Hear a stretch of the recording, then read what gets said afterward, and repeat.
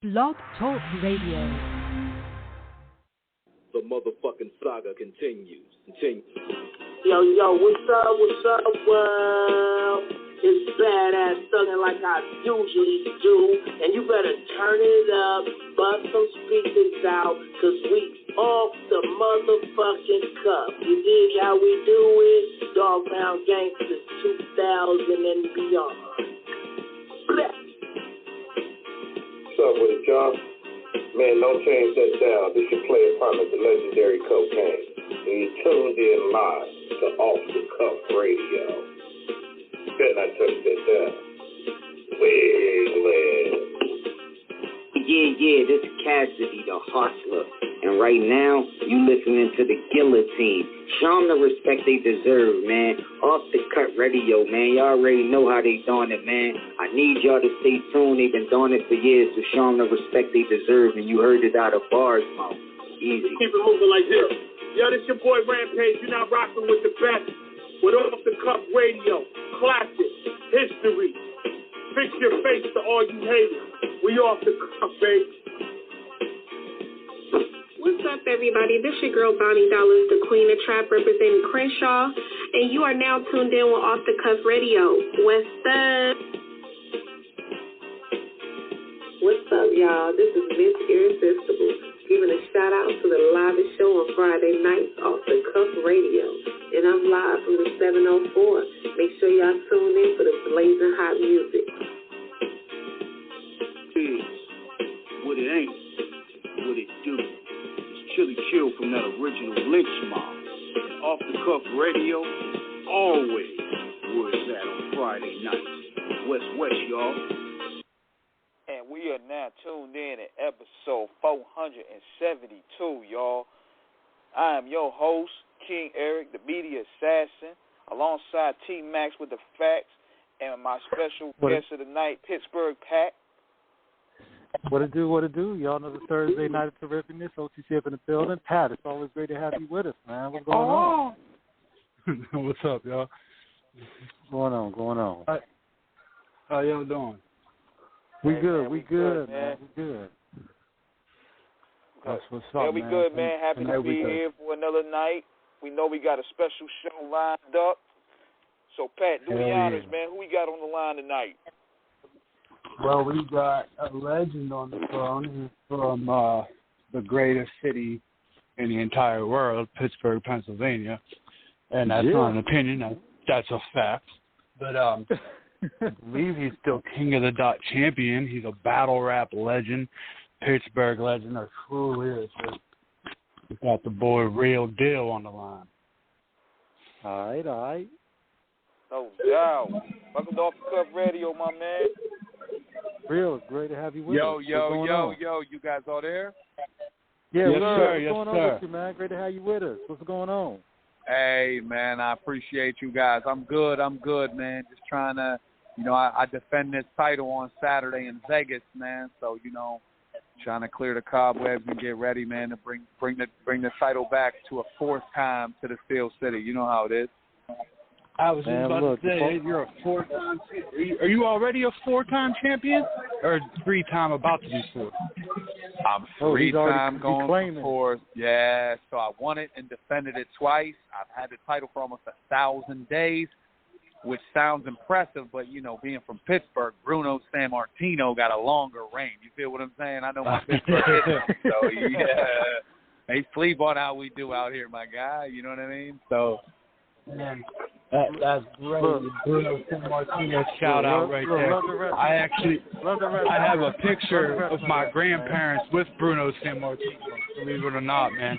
But I grew up in a wrestling family, so I appreciate those wrestling bars you be spitting too, bro, because I grew up on wrestling, and those wrestling bars you spit are nice, but that's great. You just shouted out Bruno Samartino, a true Pittsburgh legend. Oh, my God. Bruno just passed a couple years ago. That man looked like he could still run through a brick wall. You feel what I'm saying? Like, that dude was built different. Like, yeah.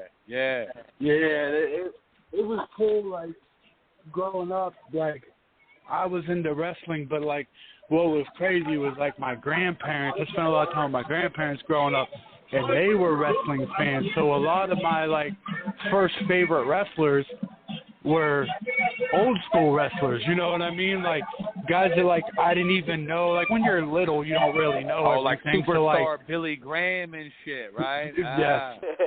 Yes. Okay, So like growing up, like some of my favorite wrestlers, like I didn't even know that they didn't still wrestle yet. You know what I mean? So like Bruno Samartino was my favorite wrestler before I even knew he didn't wrestle anymore. You know what I mean? Like I grew up in like the old school like wrestling. So like, you know, I grew up. He followed sold it out all the way Madison through. Square, Like, my guy. Bruno yes, Samartino sold out Madison Square Garden, my guy. Yeah, Pittsburgh roots run deep, man. People don't like to acknowledge it, and they act like this country ain't built off of steel. Like, you know what I mean? You guys are fucking clowns. Like, I mean, look, when you take it back to days with Carnegie Steel, you know what I'm saying? U.S. Steel and all that. You know what I'm saying? You know, I mean, it's, look at some of the greatest football players of all time are Pittsburgh. Danny Marino, like Montana. Yeah, man. Mike you figure that. Aaron Donald. Tony, Aaron can't forget Donald. Tony Dorsett. You know, Tony Dorsett Check played this it, out. you know, with Check Johnny this out. Majors and all that. Yeah. This is a little. So the school I teach at is an elementary school, and two of my teachers taught Aaron Donald. He went to my elementary school for kindergarten and first grade. So they taught him. They said he was real quiet, like very like timid, like, you know what I mean? He was a sweetheart kid. Like, he was 5 and fucking 6. But it's funny now seeing him just fucking power lift 700 or 6 whatever and just grab up whoever because they said he was like a sweet little kid. You know what I mean? Yeah.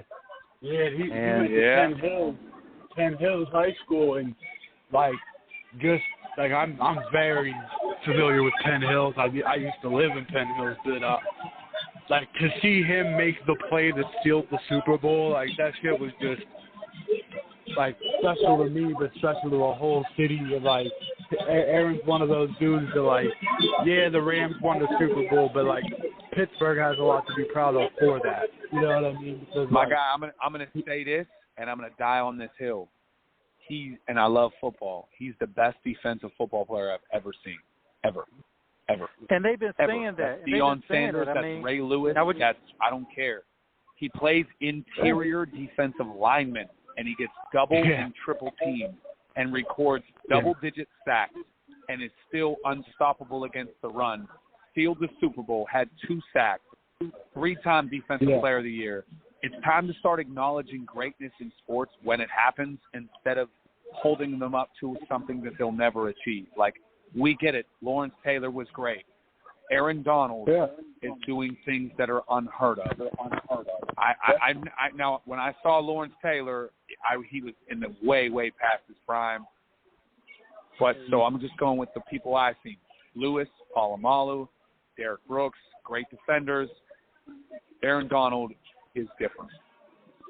Even if somebody would disagree with that, you still have to acknowledge that there's an argument, like that's a worthy argument, like because the dude is not just a great defensive player; he's a great football player in general, and he's very smart at the game.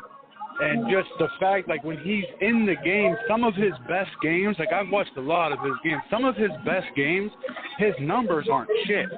Like, he'll have, like, 3 tackles, maybe a knockdown. Right.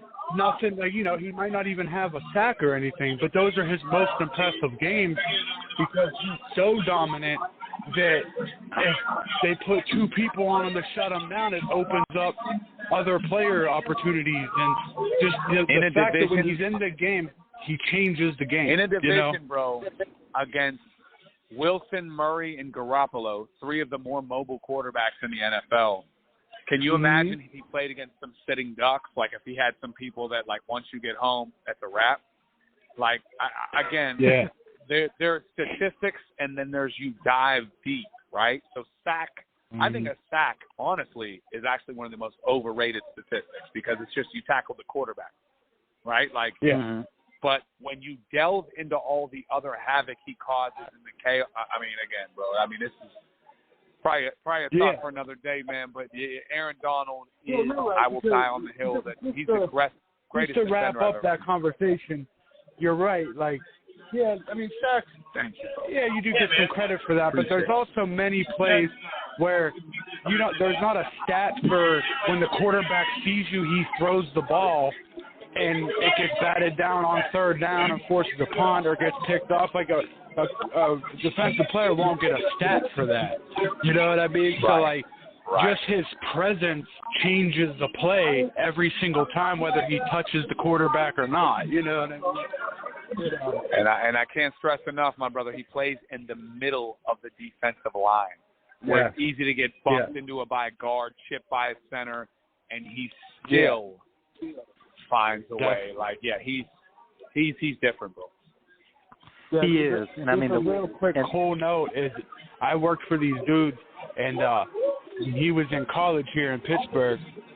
He had, I don't know what kind of case it was, but he needed some lawyers and stuff. Well, one of the lawyers he had ended up being my boss, and that was all the way back when he went to college here in Pittsburgh.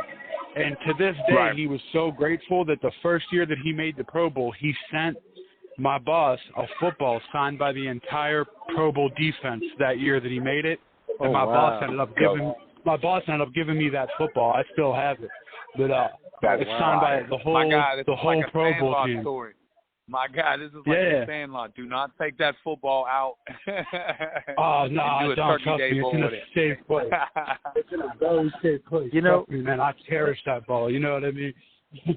Fucking right. And it's crazy. Fucking right. And it's crazy because when you look at what he did, because when we see a lot of players in college, we look at Tom Brady.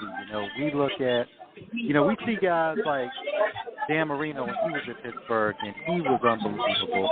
We look at Montana when he was at Notre Dame. He won the Heisman. But when we look at guys like Aaron Donald, he was great in college, but I don't think anybody saw what we were seeing in terms of what he would end up becoming. I mean, it's just. I don't know, bro. I think he was going to be a great player. I think he was.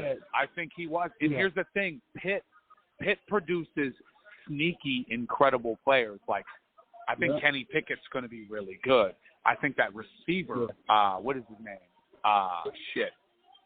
Who's the one that just won the Biletnikoff? I think he's going to be really good. Tyler Boyd is really good. Shady that McCoy quarterback really y'all got coming out. That quarterback, number 8, y'all got coming out. Yeah, Kenny Pickett. Listen, Pitt. Yeah, Kenny Pickett. Pitt Pickett is struggles nice. to put together full seasons, but they sneaky put together. Pitt has the most Hall of Famers of any college football program ever. NFL Hall of Famers. Think about that. Yeah. Crazy, bro. Man, look, shout out to guys like Johnny Majors, of course, and of course, presently Pat Narduzzi. You know what I'm saying? You gotta look at guys come through. Rob Rutherford, Larry Fitzgerald, Deion Larry Lewis, Fitzy, all of those guys. Yeah. That's my guy. Hail to Pitt. We could talk Pittsburgh sports day and night, guys. You know what I mean? But I do want to get to what this episode is about. Of course, real deal. Me, personally, like, I'm a huge fan of battle rap. I'm a Pittsburgh diehard, so I would root for you anyway, even if you weren't great. But you are great. You've held down the city. Love, man. Thank you, pal. You really have. I mean, like, I was a fan of yours before I knew that you were from Pittsburgh. Like, I had did some time. I came home and stuff, and I saw one of your battles. I think, as a matter of fact, I saw "Thanks for making the exception." I think that was the line that I saw, and I was I was like, who's this dude? And then, like, I saw it just randomly, like, I just had, like, battles, like, with autoplay on YouTube, and, like, one of your full battles came on. You were wearing a Pittsburgh hat. And I was like, man, this dude's nice. So, like, I looked you up and knew that you were from the city. So I started, like, doing a deep dive on it. I'm like, man, this dude is crazy. And it's no surprise to me that you ended up being king of that season. But I know that to make that transition to the dot, it's not only something you did first, but there is a difference there because a lot of smack rappers, you know, they kind of look at King of the Dot like it's not, and maybe not so much anymore, but I do believe there was a time where they didn't fully respect King of the Dot battle rappers, you know what I mean? But I feel that you played a huge part in getting that respect. You and people like Pat Stay, I want to give him a shout out too because incredible. Yeah, probably my favorite. You guys had to perform at an extremely high level because you knew if you don't, then that really knocks on the whole. You know, like it knocks on a lot of people. Like, all these King of the Dot dudes can't hang with smack. You know what I mean? But well, you guys. Here's the thing with that, bro. I think, not to interrupt you, but I think at the end of the day, you got to realize you're your own brand too, right? So, if King of the Dot puts 100, let's say, pocket protecting, you know, Revenge of the Nerds motherfuckers on, I don't venture out there, you know, and campaign like Jon Snow for them. Like, I'm like, you know, you're going to have to pack a lunch when you see me. That's all I know. And I don't give a fuck if it's on King of the Dot, if it's on Don't Flop, if it's in Australia, if it's in Iceland, if it's in Pittsburgh, wherever. You know, you ain't gonna pull that bullshit me. I've seen struggle. I've done whatever the fuck. You know what I mean? We're not gonna do that. So you better show up because you're not gonna mixtape verse me because I've worked hard enough that the fans will be like, oh no, you got killed. Don't act like you showed up for a check. So I think that's part of it too, right? So some of those battlers, like you mentioned, URL, they did show up on these platforms and maybe take advantage a little bit, like, you know, it don't matter anyway. But I'm one of the proudest accomplishments I have, maybe even more proud than having the title is, you know, when you battle me, like I'm battling Geechee Gotti in Pittsburgh at the end of June. I have the utmost respect for Geechee. And I know Geechee will come here trying to kill me. So that's the utmost respect a battler can give me is like, okay, oh wait, this is real deal. Okay, so if he smokes me, this will translate. Like motherfuckers in the URL fan base, like, oh no, you got smoked. So yeah, it's not. I don't think that we jumped out there like, oh, we got to make it known that we fuck around. And King of the Dot too. We're with the shit. It's like, you know what? I happen to battle a lot on King of the Dot, and just know I don't give a fuck. You know, if it was King of the Whopper sandwiches, and you fucking battle me, pack a fucking lunch. You know what I mean? Yeah. I mean, I encourage want to ask you anybody this, man. I want to ask you this: with you being a part of the battle rap scene, what are your thoughts on a lot of established artists trying to go in y'all field? Like, y'all feel like they don't take it serious like you guys do, or do you feel they bring a good ride to y'all battle league? So, for the ones that really battle, like Cassidy, and as much as people are going to be like, I don't think he did great or whatever, I have the utmost respect for Cassidy. What Cassidy brings, the publicity, the promotion, his pregame interviews, maybe some of his lines don't hold up as much, but, like, I don't give a fuck. I cat tip to him every day. If this man was, I'm in a bar. If he was sitting across from me right now, I'd be like, what are you drinking, Cassidy? To the motherfuckers that bullshit, you know, I'm not going to lie, like a Lloyd Banks, like, ooh, yo, I might kill somebody over there. Shit or get off the pot, my guy. Stop acting like it was something you could dabble in. You would die. You understand what I'm saying? Like, bad. And you would have every advantage. So, like, I think Lloyd Banks is incredible. Like, but I don't like that. I don't like pretending that I might come down and mingle with the common folk. Okay, see how it happens. It's gonna be like, you know, when Jack took Rose to the lower deck of the Titanic. My God, like, you know, this reputation is on the line. You fuck around, get smoked as Lloyd Banks. You know what I mean? You look what happened to Cannabis, and Cannabis was every backpacker's fucking hero. So the ones that, even if they don't put forth the performance that you hope, I don't care, man. They're fucking, and they're backing their shit up, you know, and fuck it. Thank you. But the ones that, yo, I might have to kill somebody. No, you don't. You can sit back and spectate and be a fan. Just like I'm a fan of football. I don't be like, I might have to put a helmet on and run out there. No, I don't. Fuck no. You know what I mean? Yeah, I respect Cassidy, too, because his whole career, like, even without battle rap, is, you know, he markets himself as being the best lyricist. I mean, he's the best. And the way that he approaches the battle rap scene is, you might be watching it and be like, this dude's cocky and this dude's this and that, and you might want him to lose. But the fact that he brings that's great, because he brings eyeballs to the game.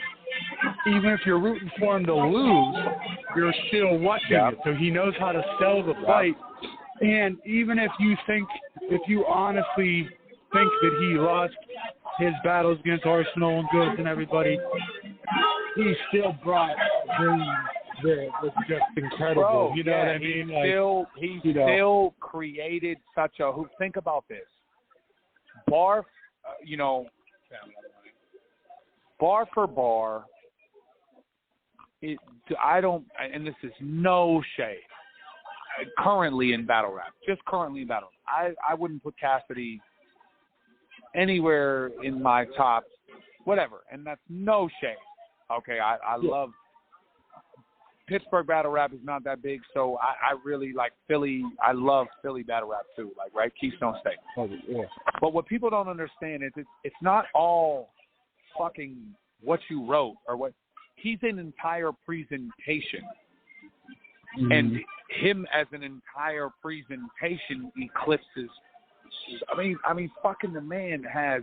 Let's not even delve into his catalog of actual fucking radio hits, which was what battle rappers tried to start doing at first. When I first came up, it was like, yo, let's do this until we get noticed. It wasn't like, yo, let's climb the Mortal Kombat ladder until we face fucking Shang Tsung of battle rap. It was like, yo, we just need to, bang a few pots and pans until somebody gives a fuck about us down here. This dude came down and listen, he dipped his hands in glass. I got so much hands for Cass, so much respect for Cass.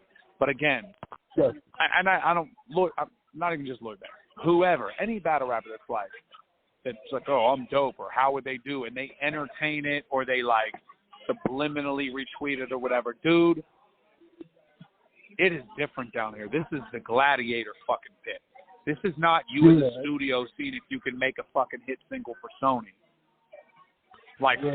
Reputations, lives have been ruined.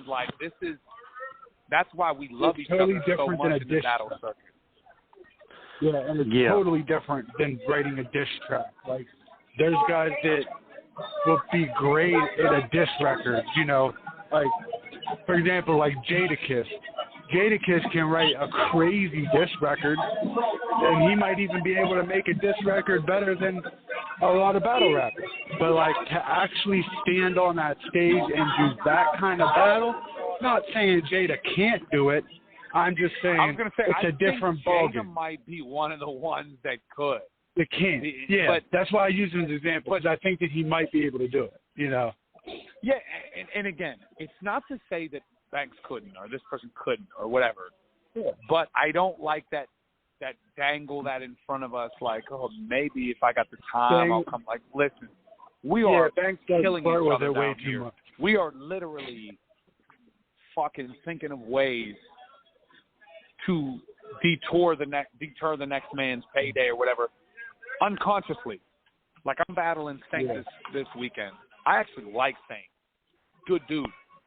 I'm trying to put 3 rounds together to make you not look at him the same, because it's him or me. You don't understand what I'm saying? It's him or me. This ain't Sony oh, can you put together a single with this catchy? This is fucking, it's you or me, dude, and I need to make more the next time I'm booked, so sucks to be you, my guy. And we'll have a drink afterwards if you want to have a beer. That's how I look at it. That's just the nature.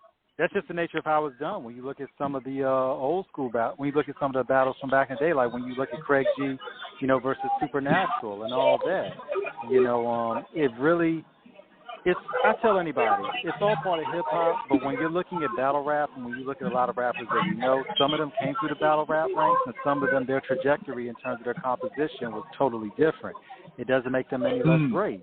or more great. It's just simply how you enter the field. But that has always kind of been the needling of battle rappers because, like you said, you know, it's not about writing a hit song. It is about simply you're going for the jugular and everything to discombobulate, decapitate, and dismember simultaneously. Yeah. The science of the scripting is totally different.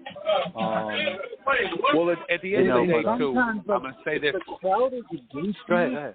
And like if the crowd reacts to a bar against you, it can be hard to come back from that. No matter how dope your shit is, you don't know how everybody else is gonna react to certain shit. So you might be fighting an uphill battle and with no way to bounce back from no matter how dope you are, and it could take an entire, you know, it could change your entire career. Are you talking about like against an art industry rapper or just anybody? I mean, it's really just anybody if you think about it. Like, if the crowd latches onto something an opponent says to you, and that, you know, you never know how the internet's going to react to shit. So, like, every battle, you really are fighting for your career. Because you have one bad battle, it could just, let me explain. You know, let me tell you about the crowd reaction, and this is not meant to be any slight. I've seen some crowd reactions to some of the worst things I've ever heard rap, where I was like, oh, wow. So let me explain this. I teach gym in elementary school, okay? Mm-hmm. I was literally just teaching our kids hockey, and I just did a quick hockey shot because I was trying to explain how you don't have to hold the stick very high. I was like, you don't got to hold it up here. And I did a quick hockey shot. And they were like, whoa! And it was like... the most fucking elementary. I just slapped it off the wall. It was just basic. It was just a basic. I'm telling you, if you don't want to answer this question, it's fine. I'll give you mine. But can you give me an example of a line that people went crazy for that just wasn't all that, in your opinion? You don't want to answer this Christ. Jesus I'll Christ. give you mine. You can think about it. I'll give you mine. The bar that I hated so much, and like I see it on clips all the time, and people act like it's so crazy, was when Hitman said, "I reload with the bullets that came out of him." I hate that fucking line. Like, it makes no sense. It's just, I don't like that bar at all. And I think it just got too much love. I don't think it's a good line. I just don't like it. I'm going to give you a better one. Okay, so I don't love that line. I see what he was trying to go for, like some demented. Get it, but it's just... Yeah, it's not good. But I'm going to tell you a better one. And people laugh about it now. But when they were in the building, they reacted.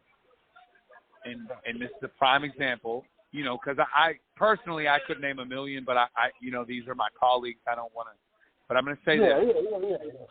When Cassidy said Tom Cruise mom's shoes, the building, they reacted. They were like, Tom Cruise mom's shoes. And Arsenal was the only person on Twitter. Arsenal was like, yo, this dude's kind of whack right now. And it wasn't till later they were like, oh, he's actually terrible. And I was thinking, he's been terrible from the rip. So now that's just an industry artist example. But I've heard so many reaches, stretches, like, and again, I don't, I could go on all day. And I don't want to sound pretentious because on the flip side, when somebody says something incredible, I'm like, I super fan out. I'm like, oh my God, that was fucking nuts. Like, but I think one of the biggest epidemics as well in battle rap is fans or entourages trying to become bigger than supporters, like trying to become part of the fucking show. And it's hindering the experience. But 100%, yes. I don't rely. If I'm judging a battle, I'd prefer to judge it with the crowd noise tuned out. I don't give a fuck what they say. I like that. I mean, I do like the crowd interaction too, but I really did. that like Daylight K-Rock battle was so great without the crowd because you actually heard every single word that they said, and you let it marinate like, once you hear it. Yeah, and I think that we were lucky that to get that battle, especially in that environment, because it was a big change because of the epidemic and shit, or pandemic, I mean. And it was a big change for battle rappers and battle rap fans to watch without a crowd. It's cool that we got two top-tier guys like that having a classic battle in that environment. I think that was great that we got it like that.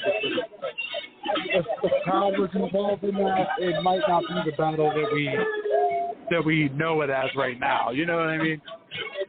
Yeah, I mean, here's the thing, man. What people have to understand about a quote classic battle is it's a perfect storm of all of the great things coming together.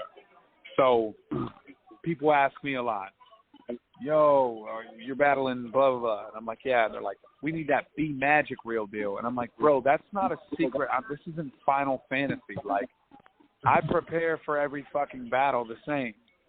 It's just a perfect storm sometimes. Sometimes it's not.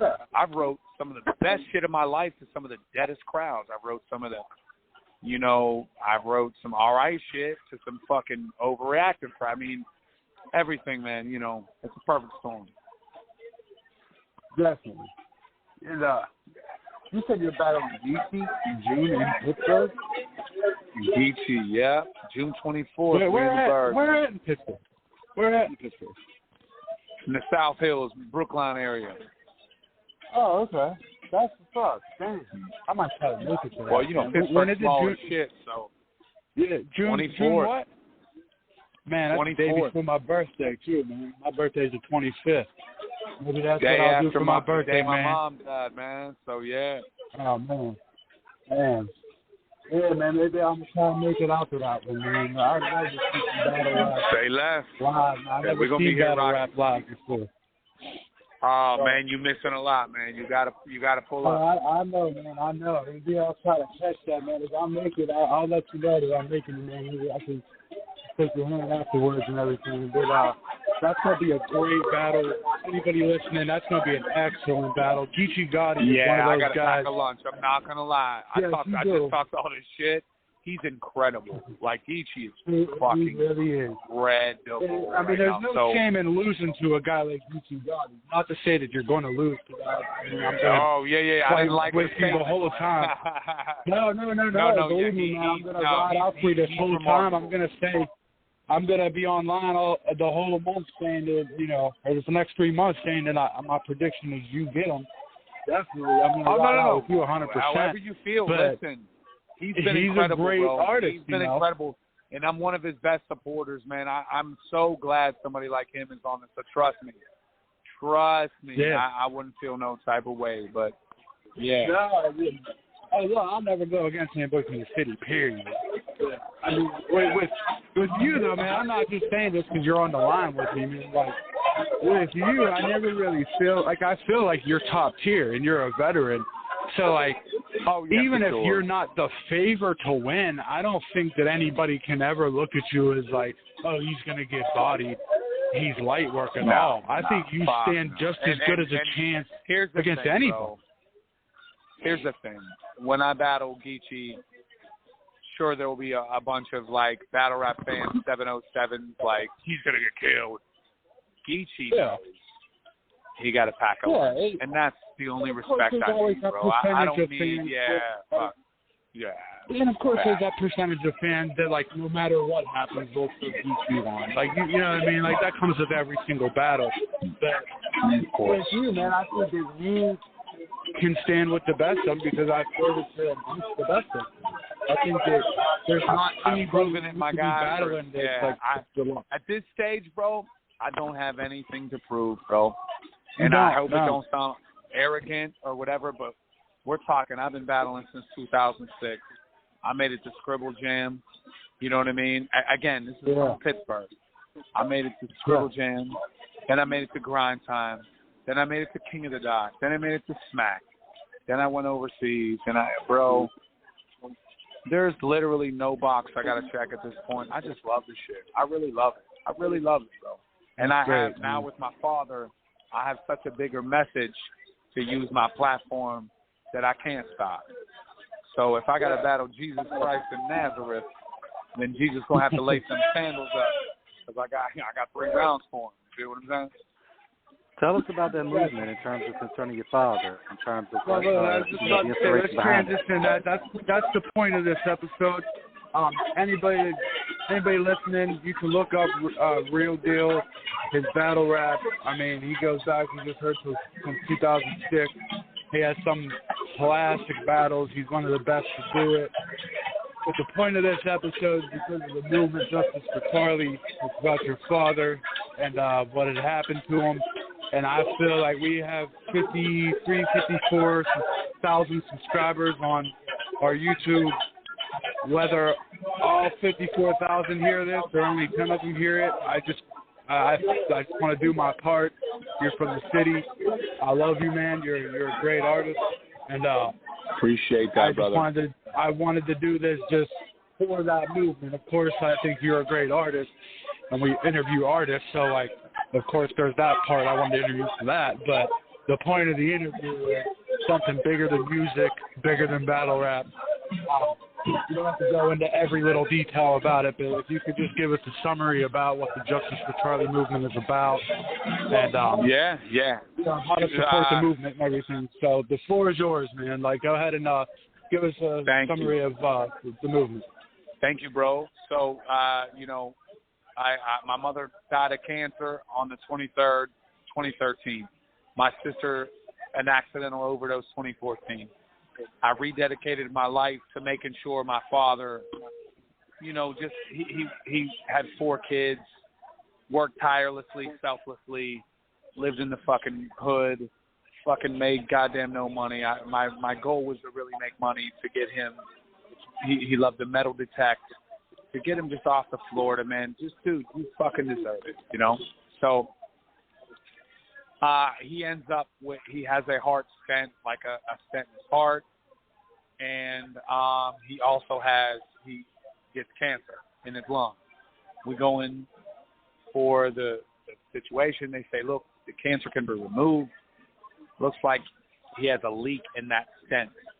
But we had gone a couple weeks earlier to where they had said there was no leak.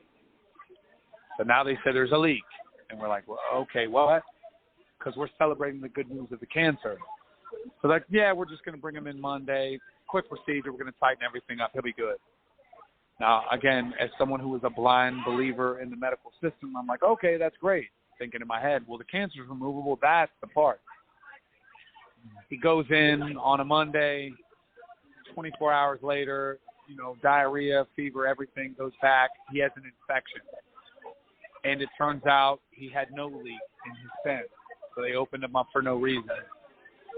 That leak ultimately slowly killed him over 30 days in the most grueling, brutal fucking way you can watch somebody die. To be honest with you, I probably should have PTSD. I just don't. I'm lucky. And that's why, like, when people say, well, you don't know someone's fighting a fight, I should be fucking, I don't know. I don't know why I don't. It was fucking every amount of horrible that you can imagine. It was work. I watched cancer take my mom. That was fucking bad. But, cancer took a backseat to this shit. So, as, everything transpired, he passes, with sparing the many details. I immediately look into litigation. I realize that I'm battling UPMC, which is literally what saved Pittsburgh after the steel mills crashed. So they are a fucking juggernaut, and I am just one person. And the lawyers are just people that take slam dunk cases because they can afford to do so, right? So if you get one slam dunk case as a lawyer and you settle, it's $200,000. You get $100,000. You don't got to take any risky case after that because then you got to put money, you got to invest. So they don't touch anything with infection. They don't touch anything that even is slightly not worth it to them. And then these motherfuckers just don't play fair. They withhold medical records. They do all kinds of cheap shit. They bully you. They're fucking bullies. And medical malpractice is in the top 5 fucking leading causes of death in this country. Nobody talks about it because it would unite. It unites. It unites. I don't mean to cut you off, but nah. Like in the past 7 or 8 years, I lost my fiance and my mom, and in both cases, it was medical malpractice. And like you said, there comes a point where you want to do something so bad, but it's just so hard to do something about it. And right. You kind of feel but here's lost. The thing. You don't know how to fight. You know what I mean? It's hard. They'll tell you on a weekend how many people were shot and killed in Chicago. Right? Because that's easy for you to be mad and vilify. Meanwhile, medical malpractice 5 times that amount in that same weekend, because it would unify both races, both fucking genders, sexual preferences. Everybody got uncles, aunts, grandmas who's like, yo, that didn't seem right. And they make you feel dumb because you don't have a medical degree. They do the SpongeBob letters, right? Oh, I think that. No, I'm not an idiot, dude. I just got some questions. Can I ask? Because I'm a school teacher. If your kid gets hurt in my class, you can ask questions. I can't SpongeBob letter you. You could be like, okay, no, I still got fucking questions. So then I found out the statute of limitations in Pennsylvania for medical malpractice, even resulting in a death, is 2 years. That might seem like a lot of time. But bereavement is 4 days. Bro, 4 days. 4 days, and you're expected to just pick it up. Now, in the same token, the statute of limitations for receiving stolen property, like a stolen TV from Walmart, is 5 years. Make that make sense. Please make that make sense.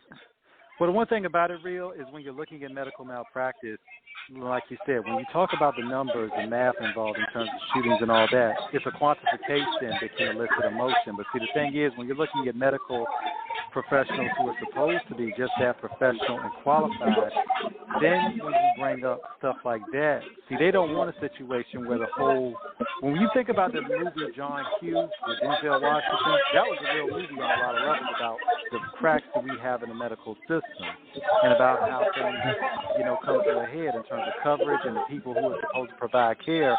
I live in Virginia. We had a doctor, and I can say this because it was in the paper, a doctor by the name of Dr. Jonathan Brewer, who got caught up in some malpractice stuff for some years. And it was like one of his, mistakes cost somebody their life. And they were talking about, all the stuff that had happened that he had stuff on, prior to, and everybody was asking, well, why wasn't it something done when all this stuff started coming up in the first place? You know what I'm saying? But it's a big network of cronyism when you're dealing with doctors, professionals, degrees in terms of the schools they went to. Let me tell you this. Yeah. My father made, at the time of his death, he made about maybe $15,000 a year. My father was retired from odd jobs. He was a veteran. Just, he raised 4 kids selflessly, man. He didn't really have a lot to show for it. They got $615,000 out of his insurance because he was a veteran. $615,000 out of an 8-month period. If you don't think that these people have other things now again, am I saying they're out here cold-blooded murder? No, I'm not saying that. I'm not. Do I think majority of doctors have the well wishes? Yes. It's about accountability and responsibility. I don't know what your job is, but I know you got to face it. I know I got to face it. Exactly. I got to face it. I was in hobby. education. I'm in a battle this weekend that's wildly out of pocket. These dudes skate constantly. Cops ain't skating. Motherfuckers is holding them. The teachers ain't skating. All these motherfuckers that we, when you were in kindergarten, they drew little pictures like what is their job. Doctors somehow, some way, have evaded all fucking And I'm saying, wait a minute, dude. You aren't better than us. Come down with us, man. Fucking you fuck up. Maybe you'll deal with the next person. So I want to extend the statute. So justice for Charlie. My father was a goofy-looking dude. He looked like the girl from Cheers, right? Which I love. He had a little curly fro. That graphic is Shelley Long. Yep. So my niece did it. The beautiful part. My niece drew the graphic off a picture. My niece is my sister's, sister Pat, who was his daughter, his only daughter. So it's so beautiful on many levels. But my father is going to be the Jerry West of medical malpractice. I tell you that. That's going to beat any battle rap. That's going to be the symbol of it. He's going to be the motherfucker that from the hoods of Bankhead and Compton to the motherfucking Ritz or Beverly Hills, wherever the fuck in Australia, you see that shit. You're going to be like, oh, yeah, that's medical malpractice. That's what they support. That's my goal. And my goal is that we extend the statute starting in Pennsylvania, if even by 6 months, because when I finally was about to be able to go to court, it was for like $70,000 because there's a calculated formula for what your loved one is worth. It's cruel. I'm telling you, I want to make all this knowledge public. This ain't no rabbit. It ain't bullshit conspiracy. Look, this is real shit. It ain't bullshit when they be saying you sit down with a lawyer, more dead than you are alive. Oh, yeah. Well, not only that, they told me, they're like, well, your father, he was 70, and, I mean, if it was you, we'd be looking at blah, blah, blah. I said, God damn. But that's real. Insane. I wasn't even mad at the lawyer. The lawyer looking at like, yo, I'm being honest with you. You want me to lie to you? I'll lie to you. I said, nope. So this information is not broadcasted. Like I said, I had my fiance died at UPMC Presby, and I'm not gonna go into the details of that. That's not what this episode is, man. But like when I was watching the thing you did that's on the King of the Dot YouTube channel, man, I didn't even finish it at first. I felt your pain just through you telling that story because I know what I went through, and just to know how common it is, because I was never aware of that. I was out here, and she was my fiance. We weren't married. Her parents weren't really in. Her dad's dead. Her mom is on drugs in another state and shit.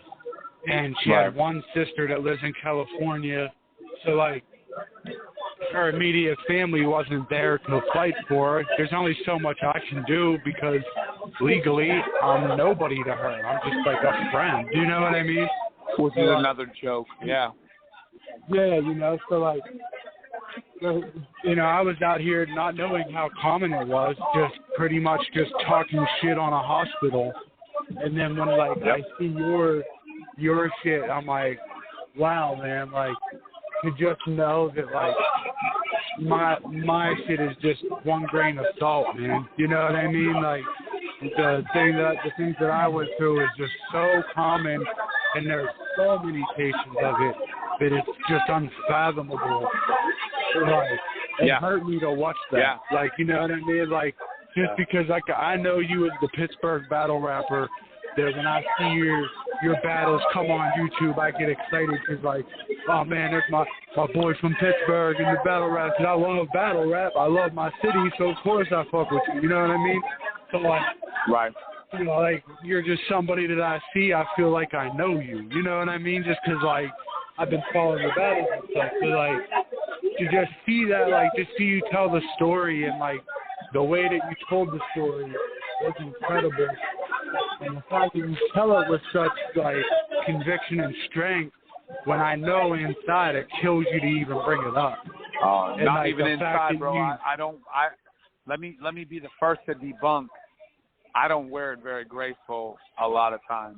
There has been, for every strong-looking moment, there's a moment of me in a fucking can and a sea of cans of beers.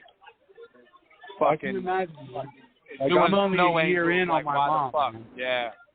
But I understand and I reflect and I go, what can I use going forward? And the beauty is, so the statute ran out on me, and that's a whole nother thing, but the statute will never run out on changing the statute. Yeah. And the last thing I want to say on it is, think about this. I have been calling my senators, because that's how you start. You call, and I got a hold of my senator, and he was great. And he said, man, I love what you're doing. Think about this. He goes, Trevor, I love what you're doing. You sound like an amazing son. But I want you to know how hard it is to change the statute for anything. I said, all right. He goes, we've been trying to change the statute in Pennsylvania for sexual abuse of a minor for 6 years now. I said, whoa, who's against that? Who's fighting that? He goes, you know who's fighting it and we can't beat? The Catholic Church. Oh. That is how fucking warped. And so he goes, the insurance companies are going to show up to see you, Mr. Weller. And I'm all for it. So this battle this weekend, any battle you see me going forward, it's you are a wrestling fan, to make this full circle, that's Sunday Night Heat before the motherfucking main event. So just know it's the iceberg that hit the Titanic. Those are great. If I beat Geechee or if he beats or Saint beats or whatever the fuck,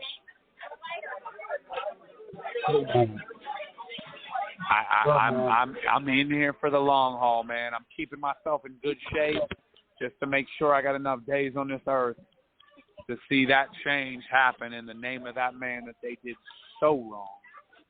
You know, so I appreciate you guys' platform. Look, man, these guys on the line with me, man, I come from a different show. I was on a different radio show for years, and I walked away from it, and I wanted to come back. And like, I've interviewed everybody from MC Shan to 3-6 Mafia to the Ghetto Boys. Name any group, I've interviewed from a period of everything. When I walked away, when I came back, I made it a goal to only interview artists that I really messed with. Because rappers, a lot of rappers ain't shit, man. This shit ain't fun. You know how they say never meet your heroes. I should have listened to that, because there's a lot of people I can't even listen to anymore. But I only interview people that, like, really mean something to me, man. And, when I say this, I really mean it, man. If there's anything I can do at all, whether it's simple as reposting something, if you'd like to come back on to promote anything or want us to share something for the movement, everything at all, man, I sincerely mean it. Like, please. No, much love, brother. Yeah, just shares, anything you could do, bro, because like I said, that face, that goofy curly-haired dude with those little John Lennon glasses, he looks like John Lennon with a little fro. I'm telling you, that's the new Jerry West. I'm going to do my best. You guys. I appreciate you. Yeah, man. I'm going to do my best to make it to the Geechee battle, man. And if I can make it there, I'm going to send you a DM. I just want to shake your hand in person, man. Just because my respect for you is enormous, man. And I'm going to let you go, man. I know you're a busy guy. We're going to let you go. But I love you, brother. Keep fighting, man, and keep putting on for the city, man. We are very proud of you, man. Like, for real. And much love, brother. Thank you. I'm behind you 1,000,000,000%, man. And thank you you, ain't heard the last man. Thank you again. Thank you again, real deal. You know you're welcome back anytime, man. Thank you. God bless. I appreciate you all, man. Thank you so much, man. Good luck with your battle, Bruno Samartino. Definitely, man. Definitely. All right. Take care, brother.